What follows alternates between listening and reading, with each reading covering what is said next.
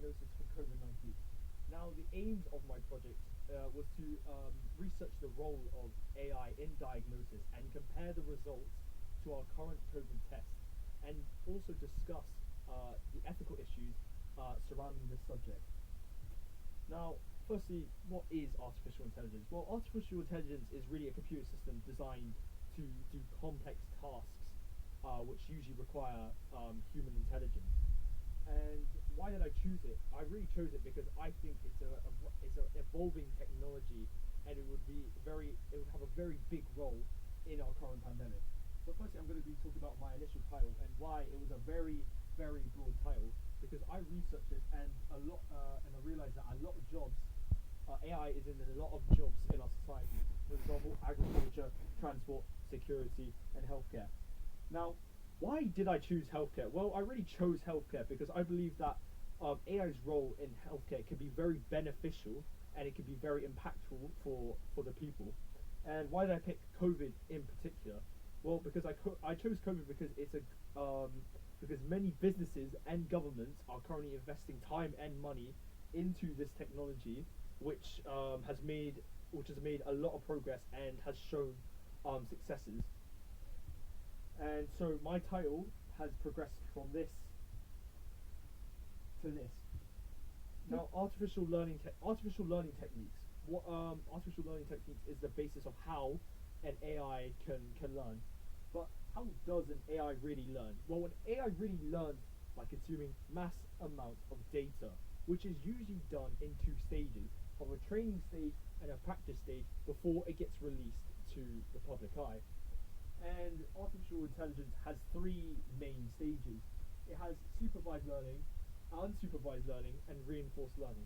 And I'm going to go through each one and do a brief explanation behind them. Supervised learning gives tells the AI what is it gives labeled data with a desired output to the AI, and the AI will take this information and learn the characteristics behind it. So, for example, you have positive and negative samples, which a positive sample provides a positive output, and a negative sample provides a negative output. So the AI will take this information in and learn the characteristics to create almost a success criteria behind a positive output and a negative output. And in practice, for example, raw samples of an unknown result will be taken in by the AI, and the AI will try and match them under the success criteria to put them either on a positive result, positive prediction, negative prediction, or an unknown result, which is when a sample cannot fit in either a positive test criteria or a negative test criteria.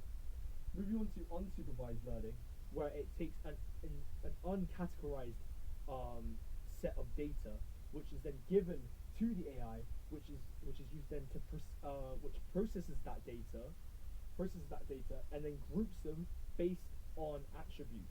So, for example, we're going to use just another data samples and clusters such as samples which have clusters, and so on. And this data is then given to a supervisor, where they will compare those patterns with a positive sample pattern and a negative test pattern, and determine if they're a positive result or a negative result. So in practice, this is really only used to determine undetectable patterns that we humans cannot be able to process. Reinforced learning really takes advantage of the wrongly predicted values that come from these past two AIs. So when a sample is wrongly predicted, it will then come back to the AI and reinforce and retweak the decision making behind the AI. So it gives them more correctly predicted feedback, which can be used as a more accurate success criteria, which can be used to give more accurate results. So then it would reduce less wrongly predicted errors. So in practice, again, a swab test which has no which we don't know the results of, will be sent through the AI, and it will use that training from its reinforcements and from its positive feedback to either give a positive result or a negative result. Now, I'm going to talk about comparing the AI's test to our current COVID test. So we have two main COVID tests, which is the lateral flow test and our PCR test. And the lateral flow test is a common one, which is very quick, very easily mass produced. However, if it's tested positive, it needs to be confirmed by a PCR test and could give inaccurate data. And then PCR test, which is the best, which is a gold standard in terms of accuracy for COVID. It can detect COVID from people who don't show symptoms, but the main issue is that it takes about 3 days for response. Comparing to a successful AI that works from Oxford University, they created an AI which was able to predict results for COVID-19, and it was 92.3% correctly predicted, and it uses blood tests and vital signs instead of swab results. And what was really interesting is that it gave results in about an hour, which is faster than our PCR test. Now, what really was the pros and cons of using AI instead of our previous test? As mentioned before, it only takes 1 hour for a strong prediction, and the same principles of using this AI can be applied to other areas of medicine. However, developing these systems will requires a lot of money and a lot of time, and the lack of reliable data would mean that the AI would produce corrupt results and may lead to poorer results, which is why I wanted to move on to ethical issues and problems, which, once mentioned before, machine learning and artificial intelligence requires a lot of reliable data.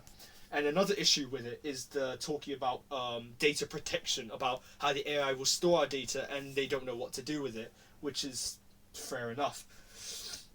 So moving on, was artificial intelligence effective enough to towards tackling COVID? In my opinion, it is a yes and a no. It was able to produce a more time efficient test, but however, it's still not up to that standard of being able to produce higher than the PCR test, which is current. However, it's still more time efficient in getting those results. And yeah, so reflecting on my project, what went well was that I really stuck to deadlines and really gave most of my essays and my projects a structure, which makes it feel it makes it have a form. But however, my challenges faces is because COVID is such a recent thing. Finding reliable sources was a very hard thing, and also maintaining an analytical tone and try not to make everything so descriptive was also very hard on my part. But what I've learned is that time management and organization is key, and really make sure that you're planned and stuff. Well done.